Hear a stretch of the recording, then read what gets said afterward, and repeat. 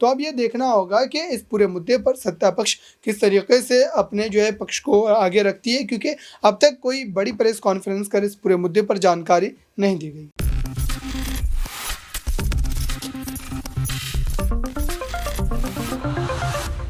UP के प्रयागराज में धारा 144 लागू कर दी गई है। उत्तर प्रदेश में हाई अलर्ट जारी कर दिया गया है। वजह है जिस तरह से बाहुबली, माफिया या फिर डॉन अतीक अहमद को मारा गया।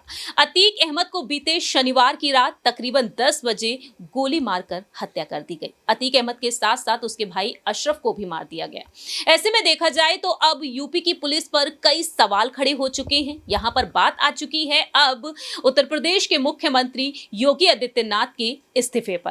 तो क्या वाकई में यहाँ पर जिस तरीके से जो वारदात होती हुई नजर आई है, जो घटनाक्रम होता हुआ नजर आया है, इसके बाद सीएम योगी आदित्यनाथ को अब इस्तीफा दे देना चाहिए? आज इसी अहम मुद्दे पर चर्चा करने वाले हैं। नमस्कार, मैं प्रांशी राठौर और आप देख रहे हैं नेक्स्ट 9 न्यूज। हमारे स्पेशल प्रोग्राम राजनीतिक गलियारा में आज हम बात करेंगे सीएम योगी आदित्यनाथ के इस्तीफे पर। हमारे साथ मौजूद हैं अबरार। जैसा कि आप भी जानते हैं कि अब यूपी में क्या कुछ देखने को मिलने वाला है। नगर निकाय चुनाव है, लोकसभा चुनाव 2024 में है और ऐसे में बहुजन समाज पार्टी से सुप्रीमो मायावती और सपा प्रमुख अखिलेश यादव डंके की चोट पर कह रहे हैं, सवालिया निशान खड़े हो चुके हैं क्योंकि पुलिस कस्टडी के बीच अतीक अहमद और अशरफ को गोली मार दी गई। हालांकि जो आरोपी रहे उन्होंने खुद को सरेंडर कर दिया और खुलासे भी उन्होंने तमाम किए हैं। तो इस बीच अखिलेश यादव कहते हैं अपराधियों के हौसले बुलंद हैं और पुलिस प्रकरण पर मायावती ने सवाल खड़े कर दिए हैं। तो यहाँ पर सबसे पहले दर्शकों को कुछ वीडियोस दिखाना चाहेंगे कि आखिरकार किस तरीके से यहाँ पर आरोप प्रत्यारोप का सिलसिला जारी है। ये हो गया। मैंने भी टीवी पर देखा और मैं डिबेट देख रहा था आप ही लोगों के चैनल पर। एक पैनलिस्ट ने ये भी सवाल खड़ा किया, क्या अतीक अहमद कोई राज विपक्ष का खोलने वाला था, समाजवादी पार्टी का?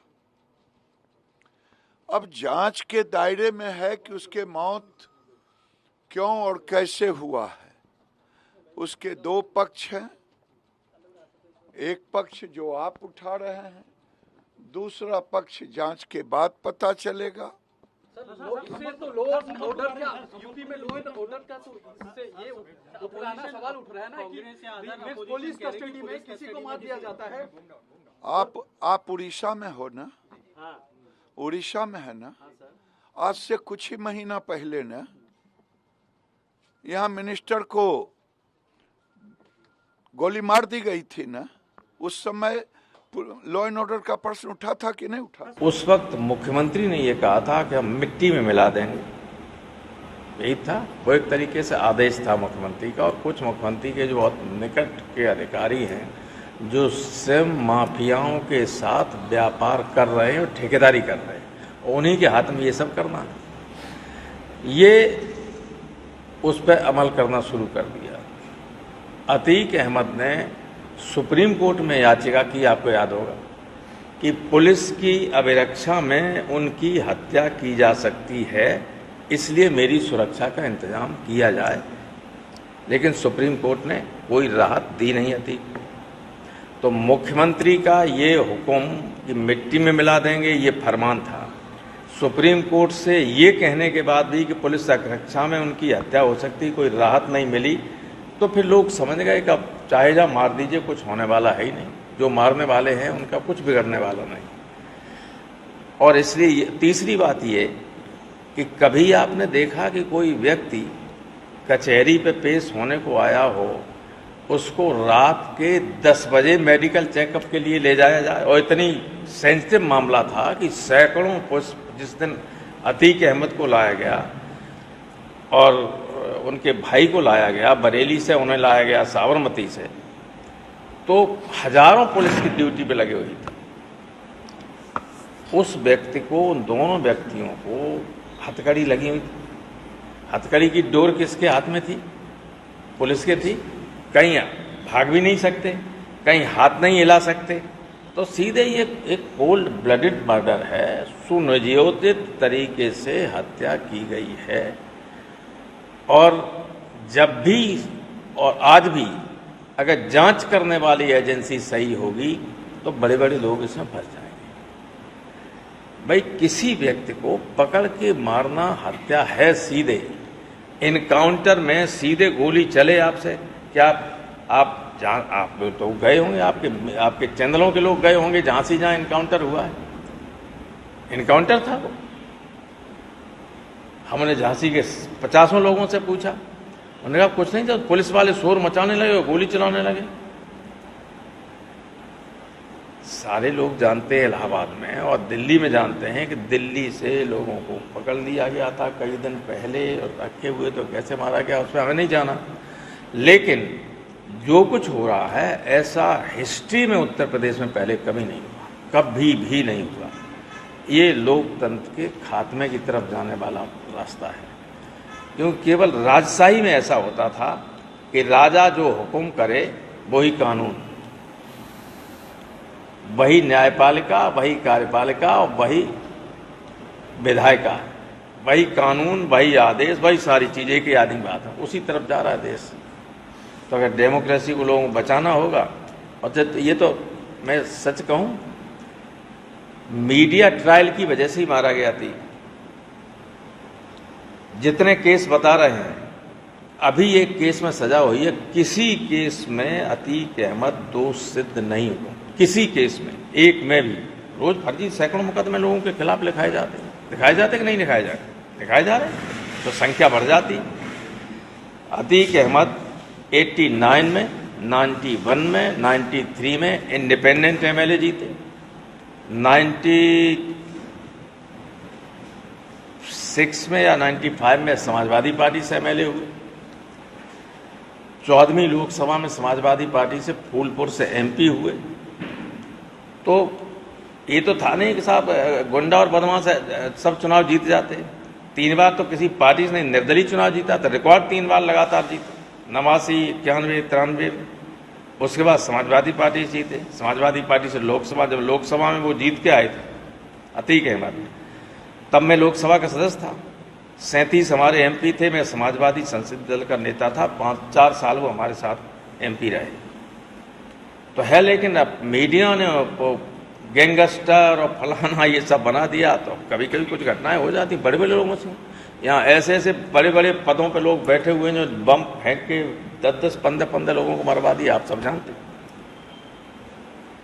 तो कोई नहीं कहता गैंगस्टर कर, चलो ठीक है, अतीक के डिफेंस में मैं कुछ नहीं कह रहा हूँ, लेकिन किसी भी व्यक्ति को भारत का संविधान और कानून पकड़ के मारने की इजाजत नहीं देता है। अभी तो अतीक के 2 लड़के बंद और हैं जेल में, और 2 पुलिस किसी जिसमें रख दिए जाते हैं अनाथालय जैसे, उसमें रख दिए, सुरक्षा की दृष्टि से कह रहे। 2 पढ़ने वाले लड़के हैं, नाबालिग लड़के हैं, दोनों को वहां रख दिया है, 2 जेल में। 4 बच्चे 5 बच्चे थे, 1 मार दिया गया।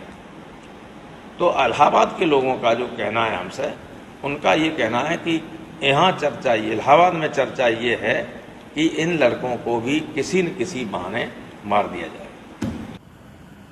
सर, जिस तरह से अतीक का कल गोली मार के और उनके भाई की हत्या हो गई, किस तरह से पार्टी का रिएक्शन है? पहला देखिए, मैंने पहले ही कहा था ये अतीक के किसी लड़के की हत्या की जा सकती, तो वो लड़का मार दिया गया।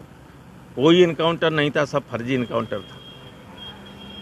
और अतीक ने स्वयं सुप्रीम कोर्ट में रिट की थी कि पुलिस की अभिरक्षा में मेरी हत्या की जा सकती है, मुझे सुरक्षा दी जाए। की थी कि नहीं की थी? जी बिल्कुल। और हो गई हत्या। ये जानबूझकर की गई हत्या है। लोकतंत्र के इतिहास में किसी देश में इस तरह से कभी मर्डर नहीं हुआ पुलिस की अभिरक्षा में। 5 बार का एमएलए, 1 बार का एमपी और भाई भी 2 बार का एमएलए, उनको पुलिस की अभिरक्षा में मार दिया जाए, ये क्या है? ये सुनियोजित हत्या है। और कोई भी निष्पक्ष एजेंसी जब जांच करेगी तो इसमें जो 7 पुलिस वाले थे वे भी 120 के मुलजिम होंगे, उससे ऊपर वाले भी 120 के मुलजिम होंगे। ये बहुत गंभीर मामला है। लोकतंत्र में ऐसा कोई कल्पना नहीं की जा सकती। आप सत्ता में पहुंचने के लिए किसी एक धर्म के लोग को चुन चुन कर मारना शुरू करोगे के साथ दूसरे धर्म के लोग प्रसन्न हो जाएंगे। जो भी ईमानदारी से सोचने वाला व्यक्ति है वो सब इसको गलत समझेंगे, गलत मानेंगे, उसका परिणाम इनको भुगतना पड़ेगा। अच्छा, तो ये जिस तरह से कल हुआ, कुछ मीडिया कर्मी जब बाइट ले रहे थे क्योंकि मेडिकल के लिए लिए जा रहे थे, ये बताइए 10 बजे किसी मेडिकल के लिए लिया जाता? आपने देखा आपने कभी? तो हत्या की योजना थी। किसी पुलिस वाले ने गोली चलाने वाले पे, अतीक को मारने वाले पे गोली चलानी चाहिए थी कि नहीं चलानी चाहिए थी? तो क्या था ये? योजनाबद्ध तरीके से हत्या की गई। चलो, आपने देखा कि किस तरीके से यहाँ पर अब सियासत तेज हो चुकी है। तो अबरार, पहला सवाल यही उठता है कि असदुद्दीन ओवैसी ने इस्तीफे की मांग की, और दूसरी ही तरफ देखा जाए तो सोशल मीडिया पर लाइन लगी हुई है कि किस तरीके से यहाँ पर बयानबाजी देखने को मिल रही है, प्रतिक्रियाएं हैं। तो आपको क्या लगता है, क्या यहाँ पर पुलिस पर जो सवाल खड़े हुए हैं और योगी आदित्यनाथ जो इस तरीके से कहते हुए नजर आए, माफियाओं को मिट्टी में मिला दूंगा, तो क्या एक रची हुई साजिश रही या फिर यहाँ पर कुछ और ही वजह है इसके पीछे?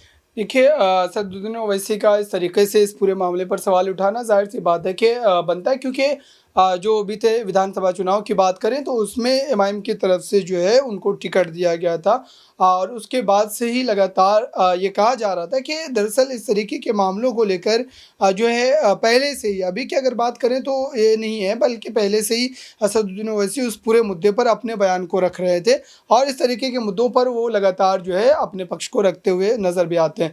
तो अब ये देखना है कि जिस तरीके से पुलिस प्रशासन की इस व्यवस्था पर कहीं ना कहीं गंभीर प्रश्न चिन्ह जो है उठ रहे हैं, और जाहिर सी बात है कि उत्तर प्रदेश में कानून व्यवस्था को लेकर के जो तमाम दावे किए जा रहे थे वो उसकी भी पोल जो है वो खुलती हुई नजर आ रही है। अभी अगर देखा जाए तो उत्तर प्रदेश के प्रशासन ने जिस तरीके से प्रदेश में कानून व्यवस्था को बहाल रखने के लिए जो तमाम फैसले लिए हैं, और जिस तरीके से पुलिस प्रशासन की व्यवस्था की गई है, तमाम जगह पर जो पुख्ता इंतजाम है वो किए गए हैं, तो जाहिर सी बात है कि बतला रहा है कि अगर इस तरीके के इंतजाम पहले भी किए जाते तो जाहिर सी बात है कि ये घटना नहीं होती। और इस समय ये कहा जा रहा है कि विपक्षी जो खेमा है वो काफ़ी ज़्यादा इस पूरे मुद्दे को लेकर के सत्ता पक्ष पर दबाव बना रहा है, और जाहिर सी बात है कि इस दबाव का कुछ न कुछ असर राजनीतिक रूप से भी देखने को मिल सकता है, चाहे वो बीजेपी के लिए हो या फिर विपक्षी पार्टियों के लिए हो। तो अब ये देखना होगा कि इस पूरे मुद्दे पर सत्ता पक्ष किस तरीके से अपने जो है पक्ष को आगे रखती है, क्योंकि अब तक कोई बड़ी प्रेस कॉन्फ्रेंस कर इस पूरे मुद्दे पर जानकारी नहीं दी गई। जैसा कि अबरार, यहाँ पर आपने जो बातें रखी हैं और उन पर अगर रुख किया जाए, दूसरी ही तरफ सीएम योगी के फैसलों पर रुख किया जाए, तो ऐसी वारदात पहले भी हो चुकी हैं।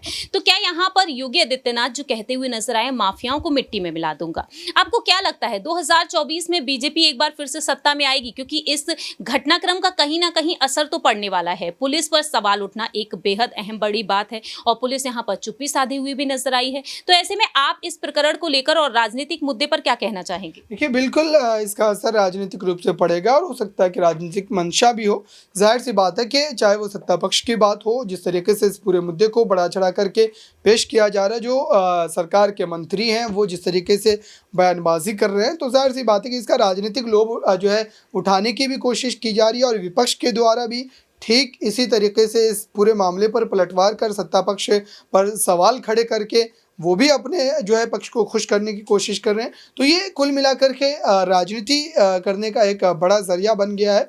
दोनों ही पक्षों के द्वारा इस तरीके की बयानबाजी की जा रही है। कल की अगर बात करें तो कई मंत्रियों के बयान आए, खुद जो है बीजेपी के जो पूर्व अध्यक्ष हैं उनके बयान आए, और देखा जाए तो अखिलेश यादव, मायावती और कई बड़े विपक्ष के नेता इस पूरे मुद्दे पर जो है प्रियंका गांधी भी तमाम सवाल उठाती नजर आ रही है।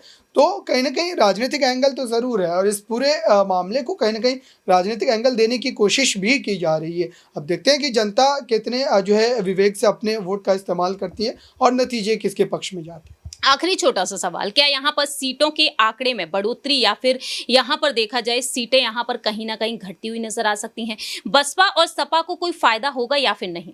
देखिए, विपक्षी बिखराव का एक फ़ायदा ज़रूर बीजेपी को मिलेगा, क्योंकि इस समय जो एंटी इनकम्बेंसी, जाहिर सी बात है कि 10 सालों से सरकार चला रही है, जो बीजेपी की जो सरकार है वो चल रही है, तो इसका कहीं ना कहीं जनता के बीच एक इम्पैक्ट पड़ता है और उसका जो एंटी इनकम्बेंसी की जो चीज़ें होती है उसका सीधे तौर पर फ़ायदा विपक्ष को ज़रूर मिलता है। लेकिन विपक्षी खेमा पूरी तरीके से बिखरा हुआ है और बीएसपी और एसपी की बात करें, कांग्रेस की बात करें, ये तमाम पार्टियां अगर अलग अलग चुनाव में उतर रही है तो ये तय माना जाएगा कि जो चुनाव जीतने का एक उनका जो मंशा है या फिर जो रणनीति है वो पूरी तरीके से फेल हो जाएगी।